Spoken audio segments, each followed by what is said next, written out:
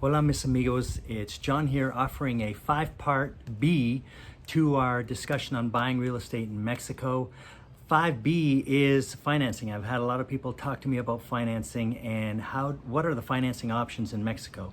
So I can tell you first of all that most people who come down to Mexico to purchase are cash buyers. They have money in the bank, they've accrued some savings through real estate sales or just through lifelong ambition and drive, and have been able to put some money away in order to buy this foreign property. But there are options. So I'm gonna run down them for you right now, and this is gonna be fun. So number one, developer payment options in pre-sale construction. So typically when you are looking at anything that is pre-sale construction, number one, you're going to get a better price per square foot than you would for something that's already existingly built.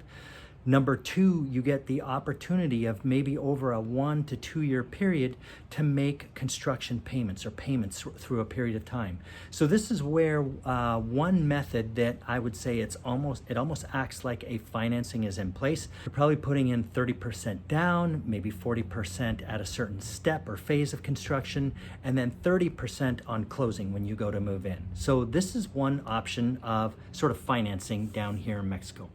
Number two, developer financing. So there are some developers that offer financing, and they typically are for a short period of time. The interest rates are going to be in favor of the developer, so they're going to be a little higher than normal, and the security will be your units. So what that might look like is, you are buying a property from a developer, maybe it's already closed, you're moving in, he's holding 3 years on it with say 30 or 40 or 50% down, and the name of the property still stays in his name until such time that you have paid whatever the financing arrangements are within a 2 to 3 year period. It's typically short term.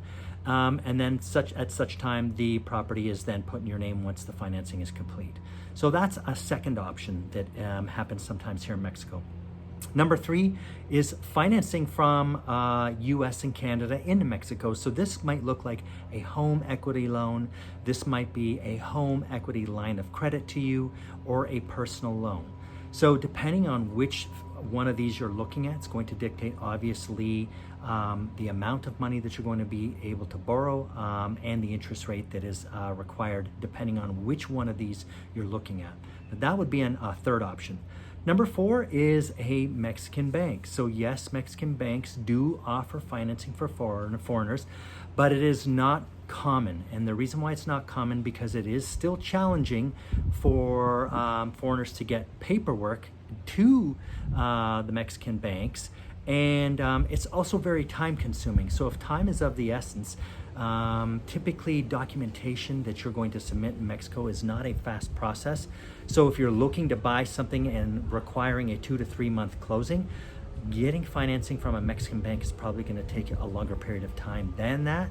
And again, it is only available in certain areas. So it's not going to be available in every single state.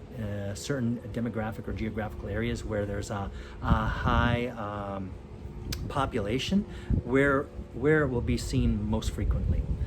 Number five is tapping into your RRSPs or 401ks. So if you have the ability to control the capital allocation inside these RRSPs, then this also might be an option.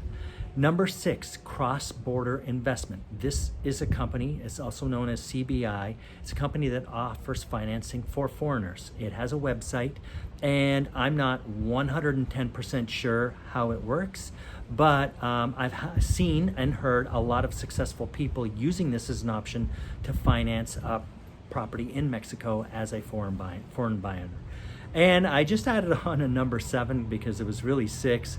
But number 7 is just getting creative and finding someone in your family or friend network that is willing to go halvesies. And it might be 1 or 2 friends that are willing to go a third into a property. Because in your first couple of years, or the first 5 or 10 years of buying this property, you may only want to use it 1 month or 2 months out of the year. And you are either looking to rent it and or have some other owners that are investing in this that only want to use it as well for 1 or 2 months out of the year.